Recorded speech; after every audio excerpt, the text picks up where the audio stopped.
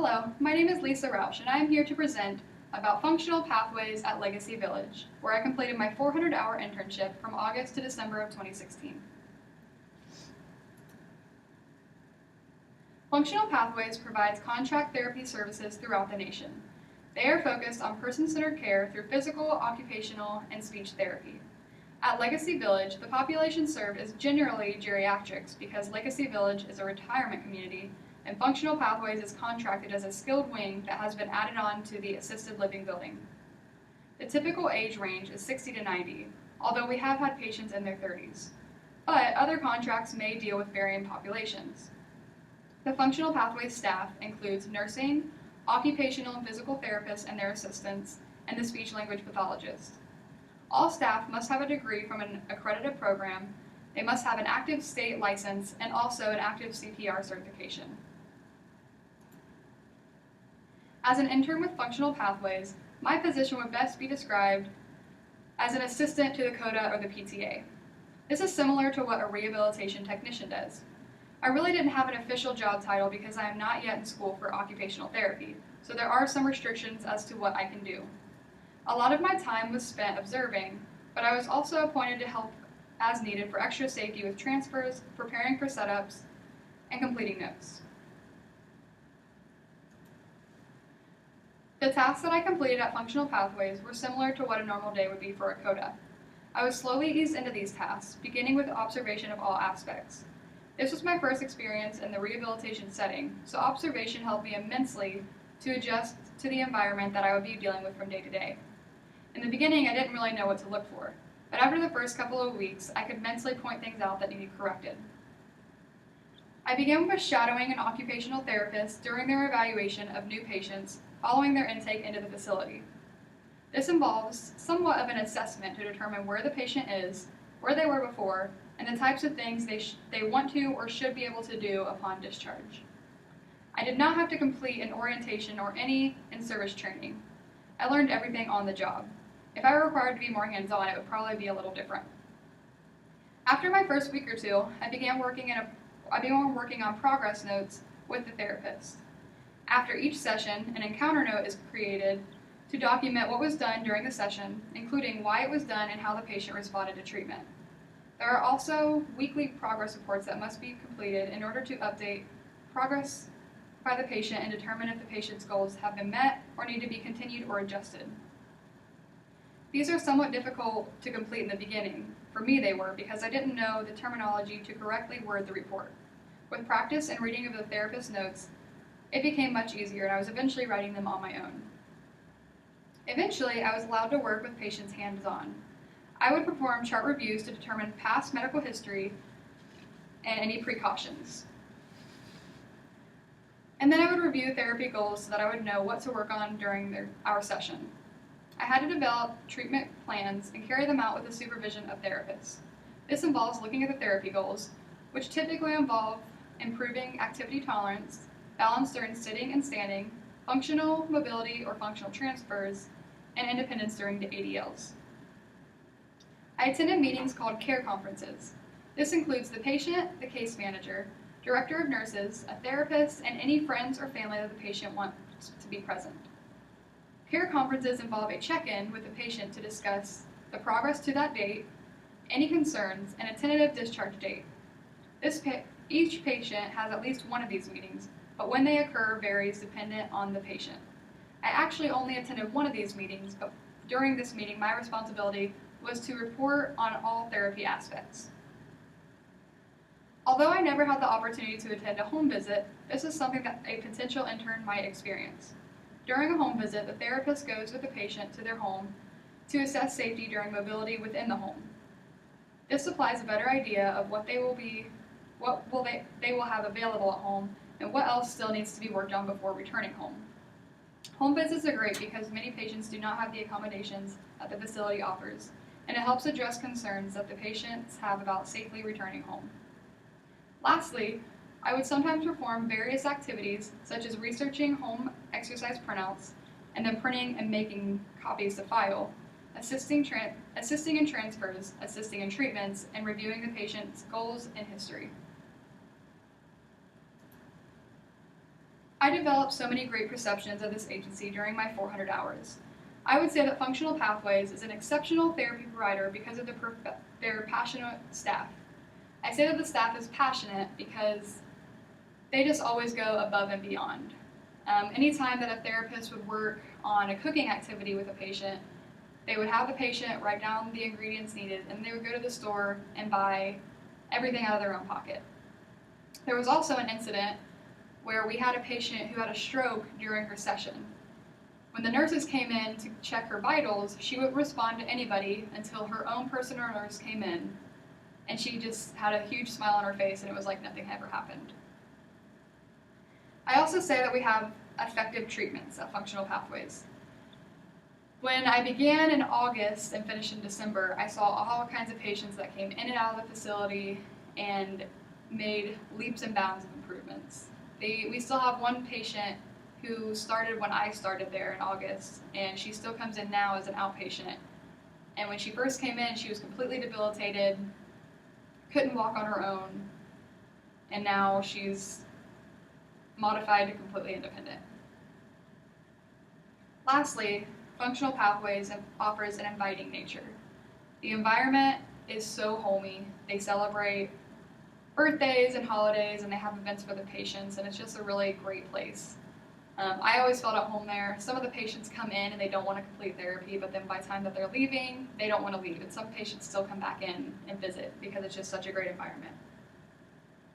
So that being said, I would definitely refer customers to the agency because if I were in their place, I would be at ease knowing that I was sent there to recover. After spending so much time there and seeing the patients from start to finish, I trust the therapists and what they do.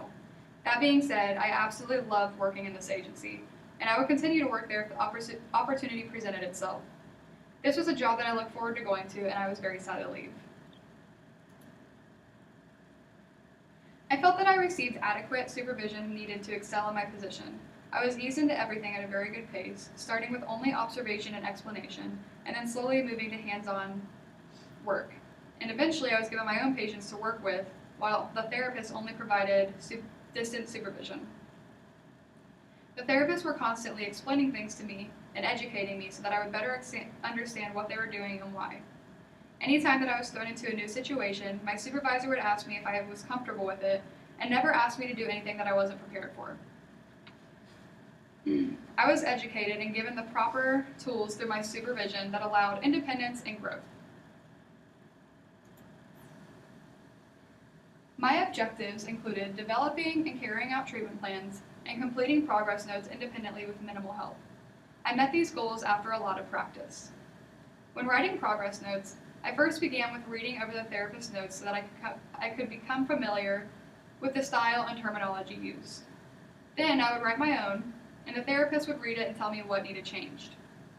Eventually, I was writing notes completely on my own. The therapist wouldn't need to change anything, and even once told me that I sounded like a therapist. One thing that helped me immensely during this was printing out my own copy of certain terms and what they meant, so then I would have them handy to glance at when I was writing notes. When developing treatment plans, the therapist would always tell me to think functionally. For example, if you think about a patient who has reported having to cook and clean at home, what would you do to relate to such a functional task? So in this situation, I would make sure to complete activities that involve bending and reaching out of their center of balance. I would sometimes be given a patient and was told to develop a plan ahead of time. So in this case, I would be able to research occupational therapy activities to help. But sometimes I was put on the spot, and in that case, I would just refer to their goals and go from there. When working toward these goals, I learned a lot about building.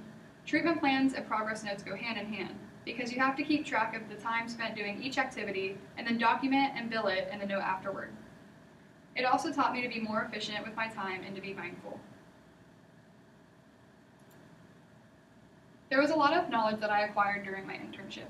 The first being the ability to understand the rehabilitation helping profession. As mentioned, this was my first experience in an occupational and physical therapy setting. I knew nothing on my first day, but on my last day, I was able to explain to patients what we were doing and why. The occupational therapist wants to help the patient get back to their prior level of functioning by being as independent and safe as possible. Next, I was able to understand functions of various disciplines involved in the work setting. So I learned the ins and outs of occupational therapy, and I also discovered that it overlaps somewhat with PT and ST.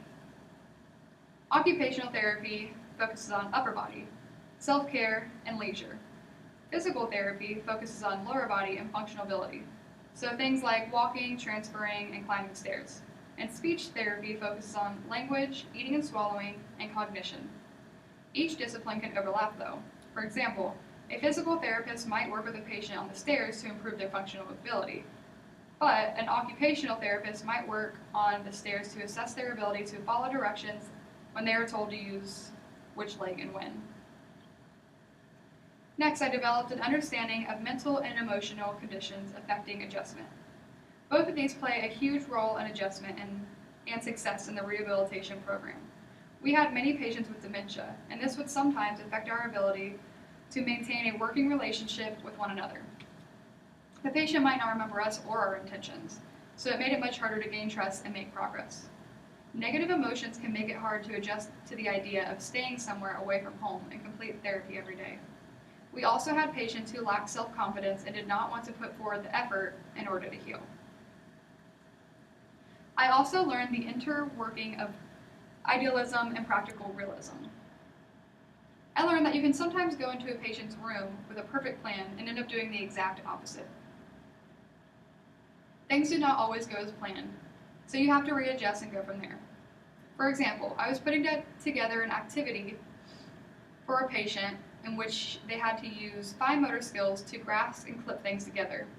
They also had to show their direction following ability by matching colors. What seemed to be an easy activity to me proved to be very difficult for the patient. It wasn't going smoothly, and the patient ended up needing a maximum amount of verbal cueing to complete the activity. I had to readjust my idealistic plan to meet the realistic nature that had presented itself. Finally, I became aware of the inter and intra-agency cooperation. All of the employees deal with both types of agency cooperation. Inter-cooperation includes all of the work done to connect the patient to the community. This could include the therapist writing progress notes and billing for insurance, or the activities director connecting a patient to the library in order to arrange books being brought in. Intra-agency cooperation includes all of the operations planning together within the agency. For example, the STNA might come down and ask the therapist if they wanted to give a patient a shower before the STNA does it themselves, and this is because the therapist might have a self-care goal.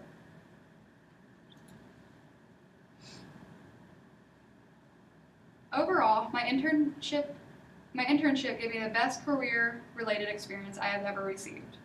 I learned about the job of an OT and the operations within such a setting. I am now familiar with the terminology used by this profession and the job duties of the therapists and their assistants. The only thing that could have made my internship better would be for the supervisors to have more of a plan for me. I was only the second intern that they had ever had, so sometimes they didn't really know what to do with me. This was more in the beginning though, because as I took more of an initiative to make myself available, I was eventually always busy. This experience made me realize that this is, without a doubt, what I want to do in the future. I am graduating this month, and then I will be taking some classes at Sinclair because there are a few prereqs that I still need before applying to grad school. This time next year, I will be applying to schools so that I can begin in the summer of 2018. I will then be working toward my Master's of Occupational Therapy in order to start my career soon after. Thank you for listening.